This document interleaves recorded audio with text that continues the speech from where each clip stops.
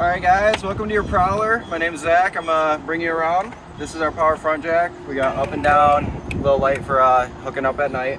I'll throw bubble level right here and in my front door. Try to level myself out so I'm not waking up with a crazy headache. Come over here, we're gonna take a look at our tanks. Got this reader right here, it's pointed at this tank. It's red right now because that one is closed, but then when I flip it over to one I have open, it goes green right here, signifying that it's drawing gas. It will go red when it's empty. I don't have the battery hooked up, but it would go right here. Take the negative off if you're not connected to power for anything more than like 3 days. The carbon monoxide detector in here will always draw power. Just our pass-through storage. Take a look under here. We're gonna have our sewer ports. We got our gray on our left or black on our right. I do like to have a clear elbow right here so I can see when it's finished cleaning. Your tires are filled with nitrogen. You can mix it with regular air. Nitrogen doesn't deflate or expand with a temperature change, so hopefully that'll last longer. You also have a black tank flush. This is a sprinkler inside your black tank. So we like to do our black tank first, black tank flush, and our gray water last, because that's going to be the cleanest water. Water heater. Got a 1 1/16 socket. It's the drain plug in a sense. Goes right there. You're going to tighten that down. We're going to plug in our water. After we have that tightened down, our water plugged in, we're going to go inside our camper, turn on our hot water line. We need to push out all the air that was in the water heater and fill it up with water before we turn it on. You can also double check that there's water in here by pulling this pressure release valve right here. And then this will squirt out a little water if it is full. That's just a double checker, but really just gotta make sure you have a good flow of water on your hot water line before we turn the button on inside. But to drain it, again, we got the pressure release valve. You'll hear that pressure die off so that this can come out without shooting out really fast, not hurting yourself or somebody else. And then the water will drain from right there.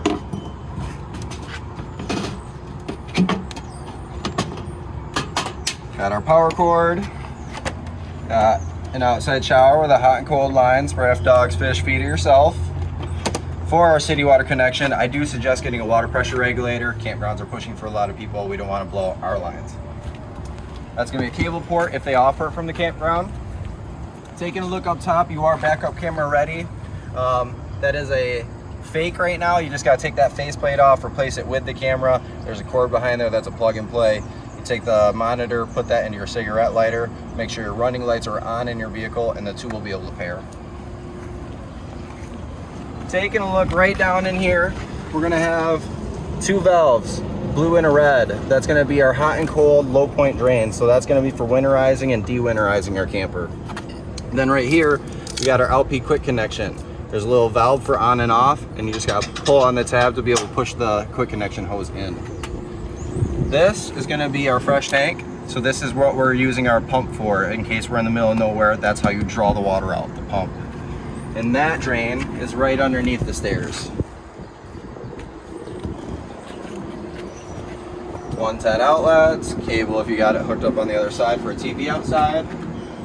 You take a look at the top right corner of the awning, try to zoom in on the very top right corner. There's gonna be a black little tab there.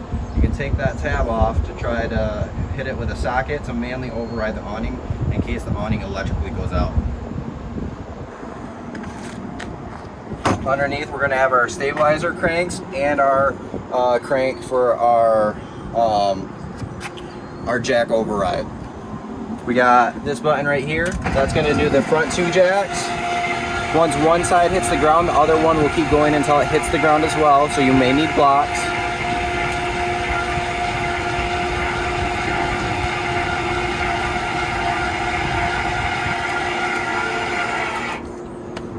And then there's a button in the back for the rears.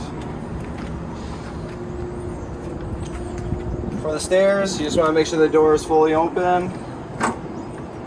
You got these pins right here that come out to go for different ground clearances for different campgrounds that you'll be at. This little lever opens these tabs that go behind the frame. When setting up your stairs, be mindful. You want this as flush as possible so that the bottom of the door doesn't hit the bottom of the steps and taking themselves out. Going over some maintenance things. I like to say before and after camping season, especially if we live in a winter state like Michigan, twice a year you're going to go on the roof, you're going to check the AC, check the silicone, check the caulk, make sure it all looks good, make sure nothing's entering our trailer. Water is the number one enemy on our trailer. You're also going to go around any corner, anywhere there's silicone or caulk on the outside of our trailer. Check those, make sure that looks good. The roof and the awning, hit those with a conditioner and a cleaner and make sure it has a UV blocker in them.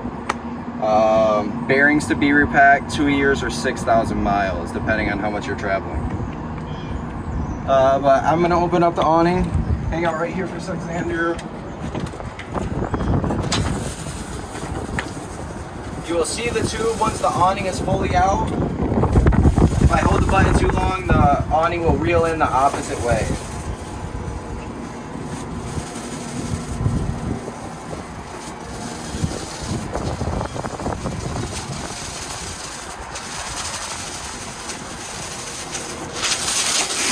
See the tube, now I'm fully out. If I were to hold the button for longer, it'll keep rolling it in the opposite way.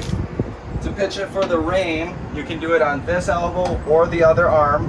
What you'll do is take this pinch point on the elbow. Now I shorted this side so the rein would be falling this way. You can do the same thing for that side. They say you can run it in bent like this, but I push it straight a little bit before I go.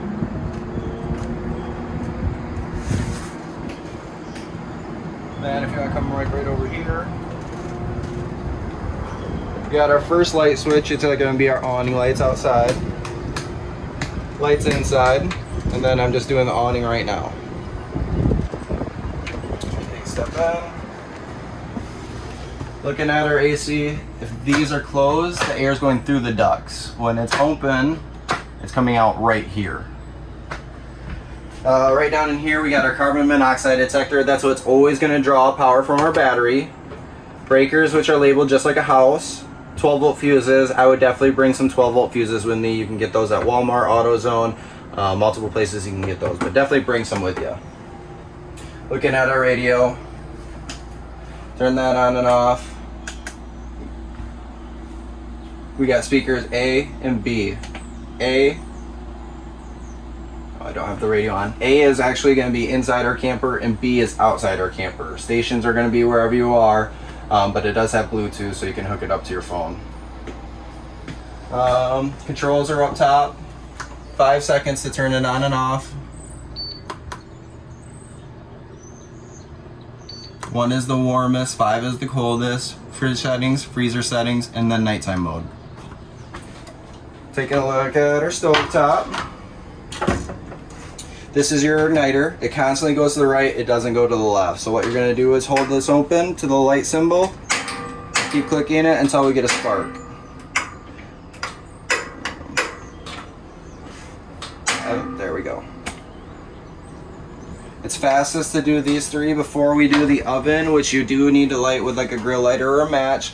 Way in the back, there's a little white pilot light spot. That's where you're gonna put the match, so you'll hold this to the pilot symbol until that turns into a little flame, and once it's a low flame you can roll this over to desired temperature. Microwave, if you need more direction on the microwave, please find the manual packet. Purple keys are going to be for the front door, and then our baggage doors are going to be the silver keys.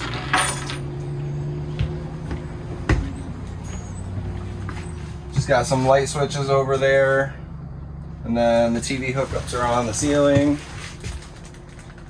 And then going back to the bathroom. It is a foot flush, so you're going to want to push down on the pedal and put about a gallon of water into the toilet. So there's at least a gallon of water in the tank itself, and then you're going to want to pour the chemical solution down in there because that breaks down solids and smells. And then if you actually look at the reader in the back, Xander, wait till your black tank says 2/3 full. The lights grow as the tanks fill up. Battery's full. If you're ever at a full hookup, don't leave the valves outside open. The smell will arise. Let it get to 2/3 full. Then we got our water pump, which is our fresh tank when we're in the middle of nowhere. And then we got our gas and electric water heater, which we don't turn on until we have a good flow of water coming out of our hot side. You can use both at the same time. The electricity just takes a little bit longer to heat up and is not as hot. Then coming back out, got our thermostat, which is just fan, cool, and heat, and back off. And then for the table, you just lift the table up and you're gonna put the poles into the ground and put the table on the poles. But this is how I would do it for travel. I do have a lot of trade-ins where the poles will be warped a little bit. Okay, to winterize our Prowler, the first thing that we're going to do is take these two valves and flip those the opposite way. Right now they're in a position to work, so we want to flip them so that the water or antifreeze cannot enter our trailer. Once we do that, we're going to step outside.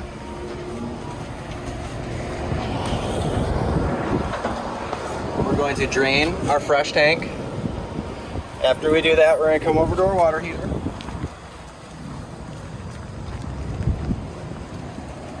Drain the water heater. Pull the pressure release valve so we hear that pressure die off. Take a 1 1/16 socket, unscrew this, and let the water drain out. After we let that water drain out, what we're going to do is go back inside our camper.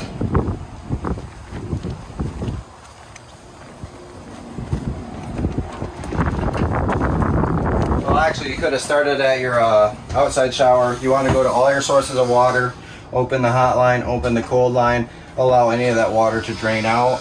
After you do that, we're going to turn on the water pump inside our bathroom. Turn on the water pump. Then, since we drained our fresh tank, what we're going to do is turn on our water pump, open up both lines, again trying to push out any of that water. Once it's pretty much all gone, we're going to come back outside, turn our pump off, open our low point drains to get out the remaining water of the hot and cold lines. Then we're going to go back inside the camper, take a look at our pump. We got this hose that goes to nothing. This goes into the jug of antifreeze, and then this valve we're going to switch over. And once we flip it over, it will turn our pump into a suction. So then we can put this into a jug of antifreeze, then go to all of our sources of water, toilet, shower, sink, outside shower, hot and cold lines. That's how we got pink coming out. Once we got pink coming out of all our sources of water, our trailer is winterized. Then the last thing to do is go to your tanks outside and drain your tanks.